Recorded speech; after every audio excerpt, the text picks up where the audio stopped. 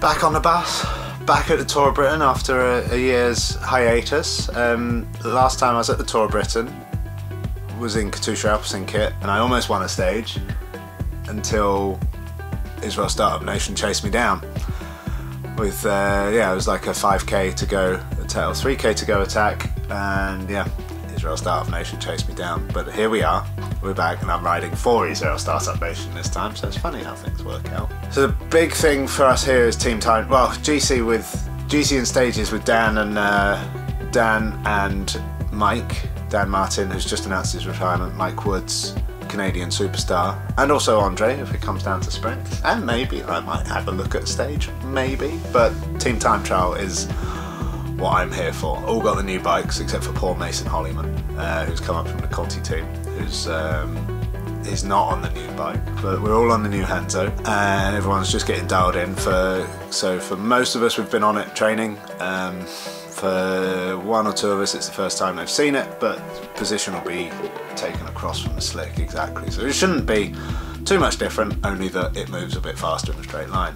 So we're going to head out for 60k today. It's Saturday, day before stage 1, and I guess there'll be a couple of stop starts just to for people to change a little bit. So it's one of those annoying things with first day on a new bike, but we'll have the mechanics in tow, and yeah, so far the weather's a damn sight better than Germany. If the race was to end right now, we've already done better than the weather in Germany, so yeah, take that, Germany.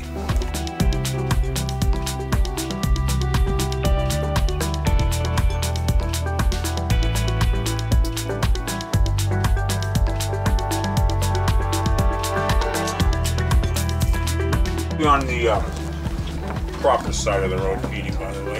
At which side is in that? the middle. We don't know yet. Just wait and see. Conversations on which side of the road we're feeding. And apparently the options are either, which could be carnage. Absolute carnage. Could even go for the double take, one bottle on each side. Just go full blown. Arms out. Stage 1. Andre's ready. I'm hungry. How's this weather, Andre? It's actually now pretty British. I love it. You know what it's not doing? It's not raining.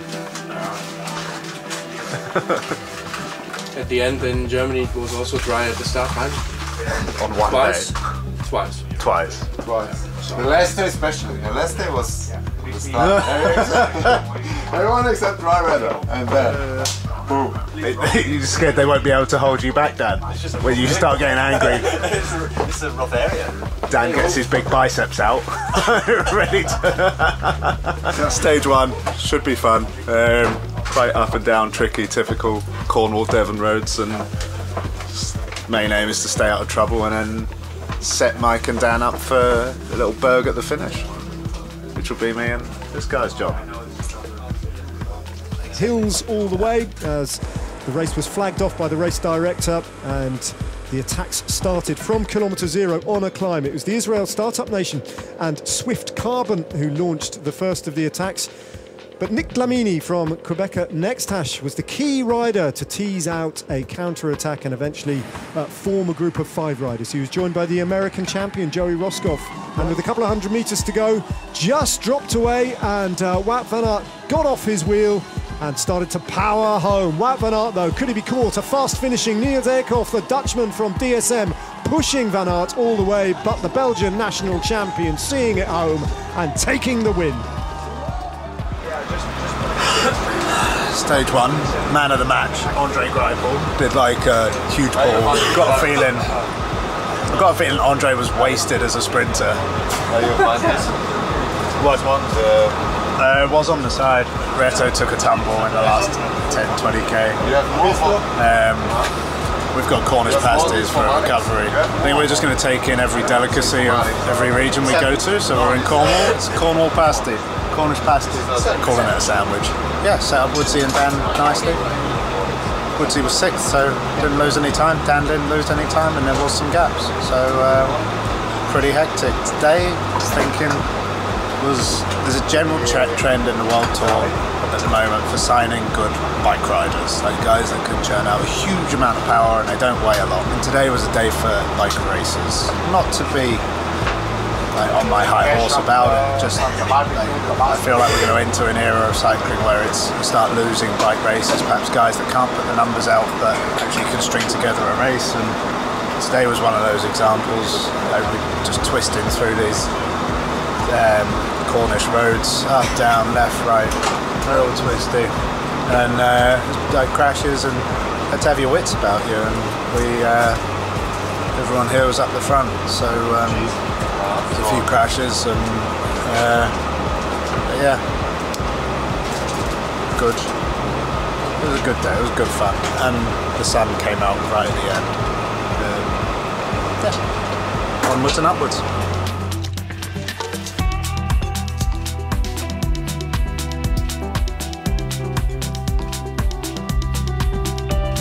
After the presentation, you come back or you wait till the start? We come back. You come back, sure, because I have the button for the start.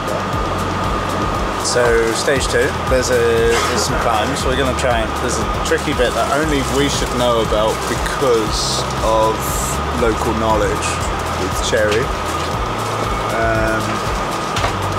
Might cause some trouble there if the situation's right. Otherwise, could be an Andre day, could be a split to pieces up a final climb day. We're not too sure, but the big thing is everyone's put sunscreen on. Andre's refused because he's still. Oh, he has. Because I thought he'd just be bitter about how bad it was in Germany and refused to put sunscreen on here.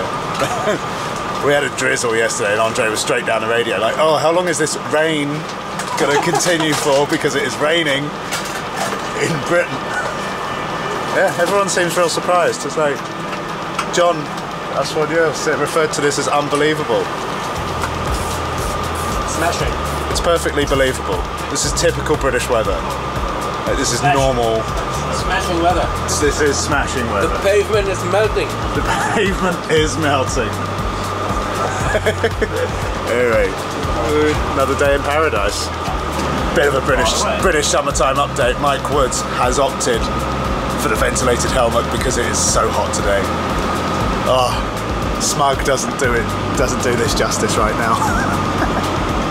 Eventually 5 riders got up the road and formed the break of the day. They were briefly threatened through Dartmouth by ISN, the Israel Startup Nation, who rode them down, having built up a 4.5-minute lead to within 45 seconds. Quick check behind sees the world champion of Julian Alaphilippe trying to get on terms. Alex Peters from Swift Carbon then challenging, but Ethan Hayter picking up 2nd place and 6 bonus seconds. I did get lucky, I know that for sure. I thought it was over. We do need to talk to Cherry. Like the last 50k wasn't great. Well, today was almost a day for ice bags, huh? Yeah. I was pouring water. You hear that? I wanted Do you hear that? Ice bags. I saw riders pouring water over their heads. Saw riders overheating. Salt on jerseys there. Basically like something out like a hot day in the Vuelta, or even a hot day in the Tour de France. That was brutal. We really upset, like nicely upset a lot of bike riders today because tiny little town, and we booted it through it, booted it up the other side, and yeah, it was just annihilated. There was just a decimation in the back because it was so narrow and so hard. And then it got hard. Then it got just relentless pace because brake was the brake stayed clear. Robin Carpenter won it from rally. Hats off to him. This Tour of Britain, those off breakaways do work here because the roads are so tough. Mike had a puncture with 20k to go, so it was panic stations, but all good.